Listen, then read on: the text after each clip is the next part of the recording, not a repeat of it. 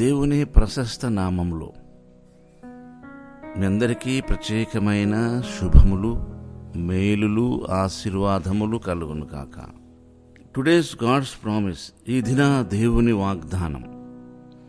యెషయా ప్రవచన గ్రంథం 45వ అధ్యాయము 2వ వాక్య భాగం. నేను నీకు ముందుగా పోవచ్చు, మెట్టగా ఉన్న స్థలములను సరాలము చేసేదను. నేను నీకు ముందుగా వెళ్ళుచు. మన ఆత్మీయ జీవితంలో యేసుతో మన ప్రయాణములో మనకు ముందు మన వెనకాల ఎవరు కనబడరు. ఒకవేళ మనకు కనబడినట్టు కనబడినా వారు మనకు ఎలాంటి హెల్ప్ఫుల్గా ఉండరు. కానీ నీకు కనబడని దేవుడు, ఆయన నీకు ముందుగా ఉంటాడు. ఆయన నీ ముందు నడుస్తాడు. మీకు మళ్ళీ ఒక విషయం గుర్తు చేస్తున్నాను. దేవుని మాటలు మన పరిస్థితికి మించినవిగా ఉంటాయి.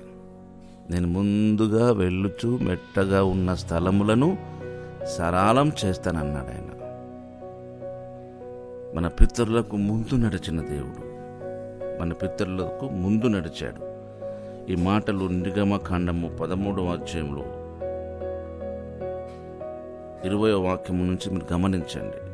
వారు సుక్కోతు నుంచి ప్రయాణమైపోయి అరణ్యం దగ్గరున్న ఏతాములో దిగిరి. వారు పగలు రాత్రియు ప్రయాణము చేయనట్లుగా యెహోవా త్రోవలో వారిని నడిపించుటకై పగటి వేళ మేఘస్తంభములోనూ, వారికి వెలుగిచ్చుటకు రాత్రివేళ అగ్నిస్తంభములోనూ ఉండి వారికి ముందుగా నడుచుచూ వచ్చెను. ఆయన పగటివేళ మేఘస్తంభమునైనను రాత్రివేళ అగ్నిస్తంభమునైనను ప్రజల ఎదుటి నుంచి తొలగింపలేదు. ముందుగా నడుస్తూ. ఈ విషయము మన పితరులు ఇశ్రాయేలుకు ఇప్పటికీ తెలియదు, మనకు తెలుసు. ఎందుకంటే బైబిల్ గ్రంథాన్ని మనం చదువుకోవడానికి ప్రభు మనకు హెల్ప్ చేస్తున్నాడు కనుక. ఎంత భయపడిపోయారో. వెనుక వైపు శత్రు సమూహము వారిని తరుముతూ వస్తున్నప్పుడు చాలా టెన్షన్గా ఫీల్ అయిన విషయము ఈ నిర్గమకాండము 14వ అధ్యాయంలో రాయబడ్డ విషయం. అది 14వ వాక్యము. ఫరో సమీపించుచుండగా ఇశ్రాయేలు కన్నెత్తి ఐగుప్తీయులు తమ వెనుక వచ్చుట చూచి మిక్కిలి భయపడి యెహోవాకు మొరపెట్టిరి. యాక్చువల్గా దేవుడు ముందు నడుస్తున్నాడు.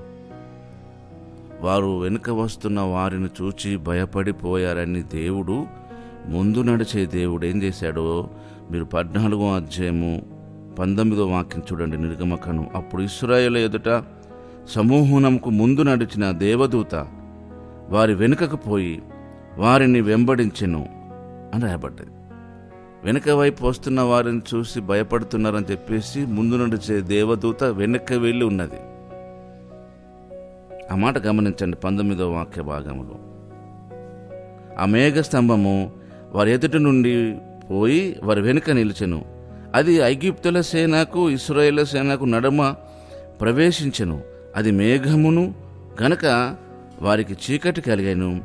కానీ రాత్రి అది మన పితరులను ఇశ్రాయేలుకు వెలుగు ఇచ్చెను. గనక ఆ రాత్రి అంతా ఐగుప్తీయులు సేన ఇశ్రాయేలును సమీపింపలేదు. ఎంత అద్భుతం, ఎంత ఆశ్చర్యం. మనం దేవుణ్ణి నమ్ముతున్నాం అనుకుంటామే తప్ప అసలు ఏమాత్రం కూడా దేవుని నమ్మట్లేదు. ఆయన నీకు ముందు నడిచే దేవుడు. నువ్వు పుట్టక మునిపే నిన్ను చూసిన దేవుడు. నీ లైఫ్ అంతయు ఎరిగినవాడు. ఏ సమయంలో ఏమి జరగాలో జరుగుతుందో ఆయన అన్నీ డిసైడ్ చేసి పెట్టాడు. ఈ విషయాన్ని మీరు నమ్మాలి. అనవసరంగా భయపడొద్దు. ఇశ్రాయేలుకు ఫస్ట్ రాజు అయిన సౌలు అనవసరంగా భయపడి కంగారు పడి ఆయన పొందవలసిన మేలు పొందకుండా ఆయన తప్పిపోయాడు. ఈరోజు అలా మీరు చేయకండి.